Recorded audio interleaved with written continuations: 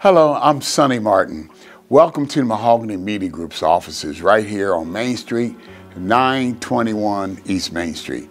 You know, life is a journey, and it's kind of funny like that, because I grew up right down the street near Fairwood and Livingston, and I had no idea that this is the 12th office that I've had a commercial lease in, and our magazine, Mahogany Columbus, has grown so fast in just the first year that we needed an office. But when I got this office, I really was inspired by this room that you're going to take a look at. And it was important for me because I do a lot of entrepreneur small business coaching to kind of give the visuals and the images of the folks that motivated me, that inspired me to build a successful business, and not just a successful business, a national business that was in 27 cities, coast to coast, from New York, California, Houston, Dallas, San Antonio, Chicago, Detroit, St. Louis, Indianapolis, Cincinnati, Cleveland, Charlotte, Miami, Atlanta, Birmingham. And I was so inspired. You'll take a look at some of these books that I've read by phenomenal entrepreneurs that I have blown up and put on this wall.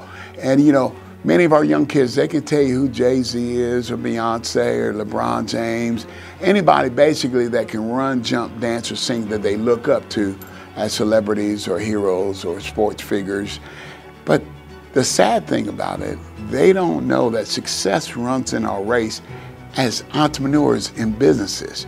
You know, right here you've got Mr. A.G. Gadsden, who was the first African-American to ride first class on any commercial airline. Do you know, if it wasn't for A.G. Gadsden, who they called the Black Titan, Martin Luther King would have never been bailed out of jail. He was the only African-American businessman that could afford to pay the bail money to get Martin Luther King out of a Birmingham jail. A.G. Gadsden's philosophy in life was from the cradle to the grave. He wanted to own businesses that everybody would have to use in their lifetime. So he started out with an insurance company, because white companies wouldn't insure black people, right? No brainer there. Then he had a cemetery, a funeral home. He had a radio station. He built a hotel. One of the biggest businesses, most successful business, he built a bank. He had a school for salespeople. He took young men right out of high school and sent them to the Gaskin School, where he trained them on how to dress properly, how to have proper communication, and the kids that got the best grades came to work for his company, and they were called the Gaston Boys, all right? So not only does success run in our race, but I'm gonna tell you that it is almost shameful that for 26 years, there's been an entrepreneur out of St. Louis that has had the largest black-owned business in America for 26 years. And he's a phenomenal entrepreneur. And not just is he an entrepreneur, he's a billionaire. And you know, I would challenge you to have your kids know who he is. David L. Stewart, the founder and the chairman of Worldwide Technology. Do you have any idea what the annual revenue his company is producing? It's $17 billion a year. David L. Stewart.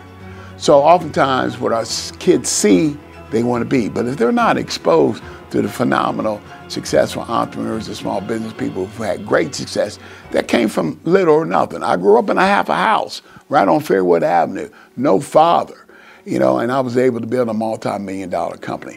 But what I'm so excited about this month, that we are honoring and saluting and paying homage to successful entrepreneurs, small business people of color right here in Columbus, Ohio.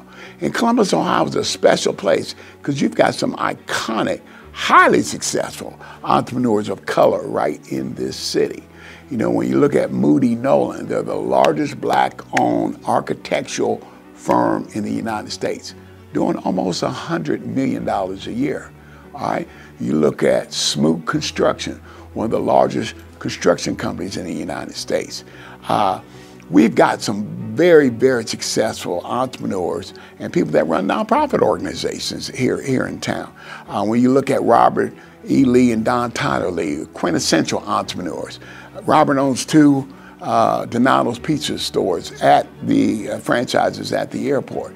You look at Bree Avery and David DeBerry, who started this thing called creating the Keys of Black Wealth.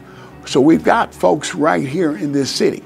Columbus is not only the largest city in the state of Ohio, it's the fastest growing city in the entire Midwest. So we take no back seat to nobody. It's the second largest city in the Midwest. So you can go all around this city and see cranes up in the air everywhere.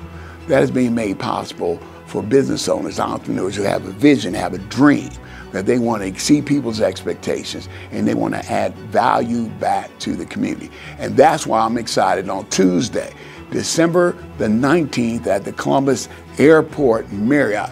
We're paying homage, we're saluting, we're giving awards to those small business people. Over 15 of them here in Central Ohio are doing phenomenal jobs for building their businesses. And I want you to clap for their success, but not just clap.